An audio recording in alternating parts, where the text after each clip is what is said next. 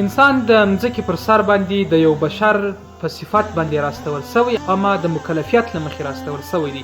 که تاسې وګورئ الله تعالی د مځکې پر سر ډېر کائنات پیدا کړي دي، خو انسان یې په کائناتو کې تر ټولو عظیم مخلوق پیدا کړي، د مسؤلیت د مخې یې پیدا کړي او هغه ته یې ګڼ مسؤلیتونه په غاړه کړل.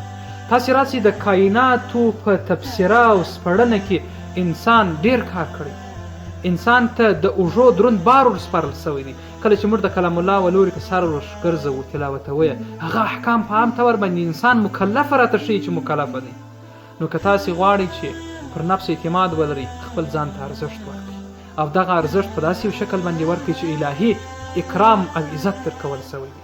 کله چې په مخلوقاتو کې انسان ته لوړ او عظیم شرف ورکول سوی، همدغه لوړ مقام ته په کتو باندې انسان باید د کائناتو په ټولو شیانو کې خپل ځای وویني، خپل حیثیت وویني او مخ په وړاندې ولاړ سي. نو د نفس د اعتماد دپاره یو اصل دا دی چې ته د کائناتو د سر په کټګوري کې ځای لرې، خو ارزښت د ځان درک او مخ په وړاندې ولاړ سي. السلام علیکم ورحمة الله.